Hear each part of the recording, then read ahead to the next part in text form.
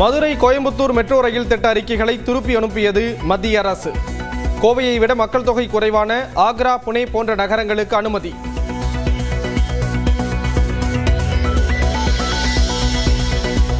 திருநெல்வேலி மாவட்ட மலைப்பகுதிகளில் இன்று மிக கனமழைக்கு வாய்ப்பு.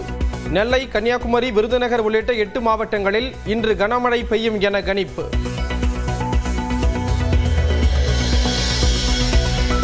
தென்காசியில் வெளுத்து வாங்கிய கனமழையால் சாலைகளில் பெருக்கெடுத்து ஓடிய தண்ணீர்.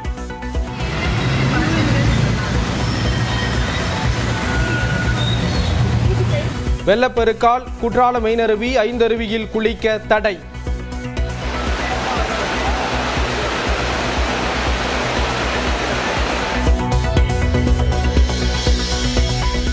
ஏற்காட்டில் சாரல் மழையுடன் கடும் பனிமூட்டம். வீட்டுக்குள் முடங்கிய மக்கள்.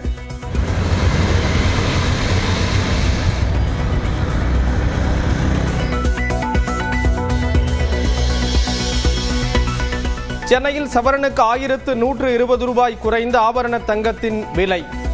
வெள்ளி விலையும் கிலோவுக்கு 3000 ரூபாய் சரிவு.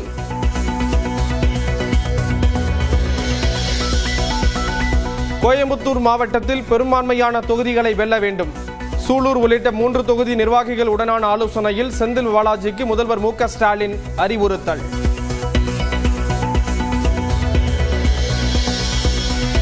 நாளை பகல் 1:30 மணிக்கு கோயம்புத்தூர் வருகிறார் பிரதமர் நரேந்திர மோடி. கொடிசியாவில் தென் மாநில இயற்கை விவசாயிகள் மாநாட்டில் பங்கேற்கிறார். நாளை கோயம்புத்தூர் வரும் பிரதமர் மோடியை எடப்பாடி பழனிசாமி, ஜி.கே. வாசன் சந்திக்க வாய்ப்பு. சட்டமன்ற தேர்தல் தொடர்பாக ஆலோசிக்கலாம் என தகவல்.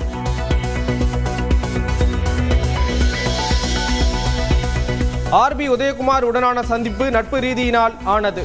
தேமுதிக பொதுச் செயலாளர் பிரேமலதா விளக்கம்.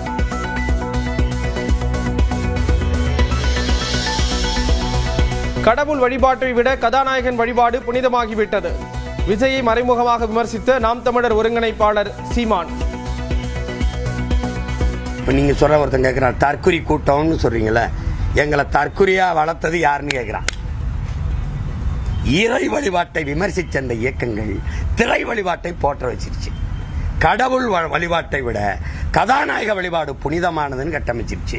அது இப்ப அனுபவிக்குது. மாற்று கருத்து இருக்க வேண்டும், அதுதான் ஜனநாயகம். ரிமோட்டை தூக்கி எறிந்துவிட்டு திமுகவில் சேர்ந்தது ஏன் என்ற கேள்விக்கு கமல்ஹாசன் பதில். எதுக்கா நீங்க டிஎம்கேவோட போய் சேர்ந்தீங்க? நீங்க தான் ரிமோட் கண்ட்ரோல் எல்லாம் தூக்கி போட்டீங்கல்ல டெலிவிஷன் மேல. ஏன் நீங்க மறுபடியும் அங்க போனீங்கன்னா ரிமோட்டை தூக்கி போட்டேன், அதான் சொன்னேன், விமர்சிக்க உரிமை ஜனநாயகத்துக்கு உண்டு, அது தூக்கி போட்டேன். ஆனா ரிமோட்டை வேற ஆள் தூக்கிட்டு ஓடிட்டா. ஆனா அங்க போகக்கூடாதுயா, ரிமோட் ஸ்டேட்டோட இருக்கணும். இந்த அலையன்ஸ் புரிஞ்சுங்க, புரியல என்ன சும்மா இருங்க. பீகாரில் பாஜக கூட்டணி வெற்றி பெற எஸ்ஐஆர் தான் காரணம் என திண்டுக்கல் சீனிவாசன் பேட்டி. நிதிஷ்குமாரை போல எடப்பாடியும் முதலமைச்சர் ஆவார் என உறுதி. பீகாரின் வெற்றிக்கு காரணமே எஸ்ஐஆர் தான். 220 இடங்களுக்கு மேல் அனைத்து இந்திய அதிமுக வெற்றி பெற்று ஒப்புரவற்ற தலைவர் மாண்புமிகு எடப்பாடியார் அவர்கள் இந்த தமிழ்நாட்டினுடைய முதலமைச்சராக 2026 வருவார், நிதிஷ்குமாரை போல. திமுகவினருக்கு மட்டுமே எஸ்ஐஆர் படிவங்கள் கொடுக்கப்படுவதாக இபிஎஸ் கூறுவது உண்மைக்கு புறம்பானது. திமுக சட்டத்துறை செயலாளர் என்.ஆர். இளங்கோ பதிலடி.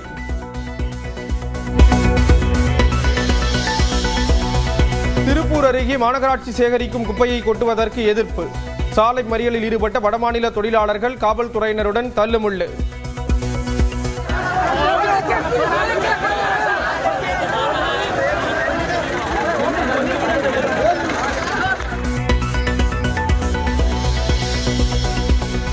ரேஷன் கடைகளில் சானிட்டரி நாப்கின்களை மானிய விலையிலோ இலவசமாகவோ வழங்க கோரி வழக்கு.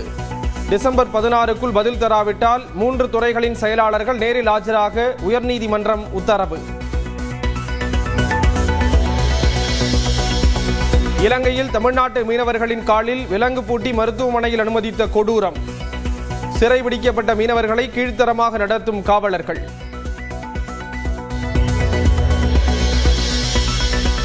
26 தாக்குதல்களில் தொடர்புடைய மாவோயிஸ்ட் தளபதி ஆந்திராவில் சுட்டுக் கொலை.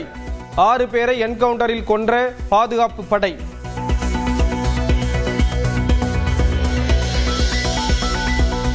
தாமதமாகி வரும் வருமான வரித்துறை ரீஃபண்ட் தொகை டிசம்பருக்குள் வழங்கப்படும்.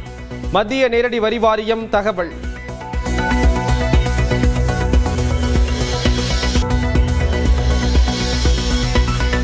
மதுரை கோயம்புத்தூர் மெட்ரோ ரயில் திட்ட அறிக்கைகளை திருப்பி அனுப்பியது மத்திய அரசு. கோவையை விட மக்கள் தொகை குறைவான ஆக்ரா, புனே போன்ற நகரங்களுக்கு அனுமதி.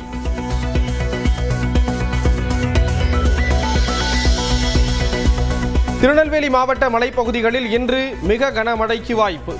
நெல்லை, கன்னியாகுமரி, விருதுநகர் உள்ளிட்ட 8 மாவட்டங்களில் இன்று கனமழை பெய்யும் என கணிப்பு.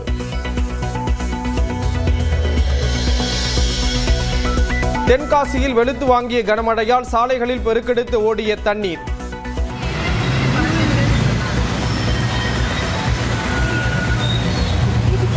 வெள்ளப்பெருக்கால் குற்றால மெயினருவி, ஐந்தருவியில் குளிக்க தடை.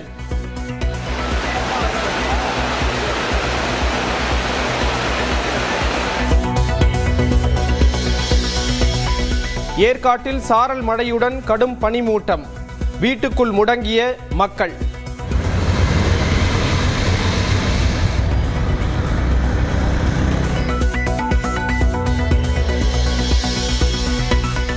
சென்னையில் சவரனுக்கு 1120 ரூபாய் குறைந்த ஆபரண தங்கத்தின் விலை.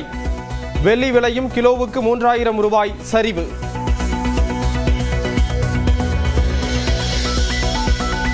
கோயம்புத்தூர் மாவட்டத்தில் பெரும்பான்மையான தொகுதிகளை வெல்ல வேண்டும்.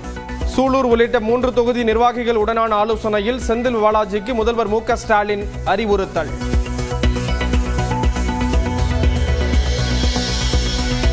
நாளை பகல் 1:30 மணிக்கு கோயம்புத்தூர் வருகிறார் பிரதமர் நரேந்திர மோடி. கொடிசியாவில் தென் மாநில இயற்கை விவசாயிகள் மாநாட்டில் பங்கேற்கிறார். நாளை கோயம்புத்தூர் வரும் பிரதமர் மோடியை எடப்பாடி பழனிசாமி, ஜி.கே. வாசன் சந்திக்க வாய்ப்பு. சட்டமன்ற தேர்தல் தொடர்பாக ஆலோசிக்கலாம் என தகவல்.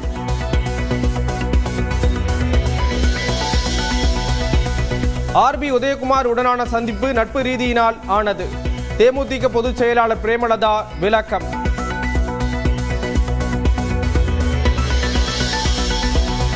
கடவுள் வழிபாட்டை விட கதாநாயகன் வழிபாடு புனிதமாகிவிட்டது.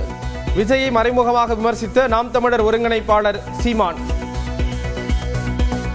இப்போ நீங்கள் சொல்ற ஒருத்தன் கேட்குறான், தற்குறி கூட்டம்னு சொல்றீங்களே, எங்களை தற்குறியா வளர்த்தது யாருன்னு கேட்குறான். இறை வழிபாட்டை விமர்சித்த அந்த இயக்கங்கள் திரை வழிபாட்டை போற்ற வச்சிருச்சு. கடவுள் வழிபாட்டை விட கதாநாயக வழிபாடு புனிதமானதுன்னு கட்டமைச்சிருச்சு. அது இப்போ அனுபவிக்குது. மாற்று கருத்து இருக்க வேண்டும், அதுதான் ஜனநாயகம். ரிமோட்டை தூக்கி எறிந்துவிட்டு திமுகவில் சேர்ந்தது ஏன் என்ற கேள்விக்கு கமல்ஹாசன் பதில். எதுக்கா நீங்க டிஎம்கேவோட போய் சேர்ந்தீங்க? நீங்க தான் ரிமோட் கண்ட்ரோல் எல்லாம் தூக்கி போட்டீங்கல்ல டெலிவிஷன் மேல. ஏன் நீங்க மறுபடியும் அங்க போனீங்கன்னா ரிமோட்டை தூக்கி போட்டேன். அதான் சொன்னேன், விமர்சிக்கும் உரிமை ஜனநாயகத்துக்கு உண்டு. அது தூக்கி போட்டேன். ஆனா ரிமோட்டை வேற யாரும் தூக்கிட்டு ஓட்டிட்டா. ஆனா அங்க போகக்கூடாதுயா. ரிமோட் ஸ்டேட்டோட இருக்கணும். இந்த அலையன்ஸ் புரிஞ்சுங்க, புரியல சும்மா இருங்க. பீகாரில் பாஜக கூட்டணி வெற்றி பெற எஸ்ஐஆர் தான் காரணம் என திண்டுக்கல் சீனிவாசன் பேட்டி. நிதிஷ்குமாரை போல எடப்பாடியும் முதலமைச்சர் ஆவார் என உறுதி. பீகாரின் வெற்றிக்கு காரணமே எஸ்ஐஆர் தான். 220 இடங்களுக்கு மேல் அனைத்து இந்திய அண்ணா திமுக வெற்றி பெற்று ஒப்புரவிட்ட தலைவர் மாண்புமிகு எடப்பாடியார் அவர்கள் இந்த தமிழ்நாட்டினுடைய முதலமைச்சராக 2026 வருவார், நிதிஷ்குமாரை போல. திமுகவினருக்கு மட்டுமே எஸ்ஐஆர் படிவங்கள் கொடுக்கப்படுவதாக இபிஎஸ் கூறுவது உண்மைக்கு புறம்பானது. திமுக சட்டத்துறை செயலாளர் என்.ஆர். இளங்கோ பதிலடி.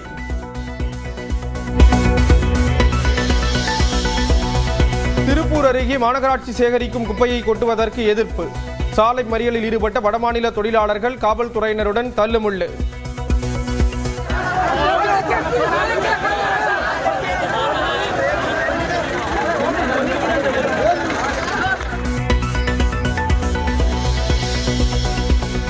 ரேஷன் கடைகளில் சானிட்டரி நாப்கின்களை மானிய விலையிலோ இலவசமாகவோ வழங்க கோரிய வழக்கு.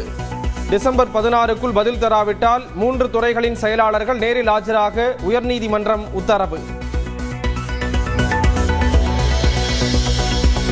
இலங்கையில் தமிழ்நாட்டு மீனவர்களின் காலில் விலங்கு பூட்டி மருத்துவமனையில் அனுமதித்த கொடூரம். சிறைபிடிக்கப்பட்ட மீனவர்களை கீழ்த்தரமாக நடத்தும் காவலர்கள்.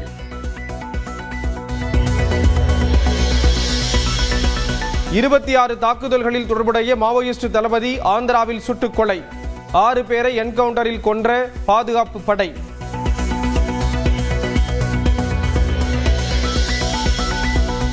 தாமதமாகி வரும் வருமான வரித்துறை ரீஃபண்ட் தொகை டிசம்பருக்குள் வழங்கப்படும். மத்திய நேரடி வரி வாரியம் தகவல்.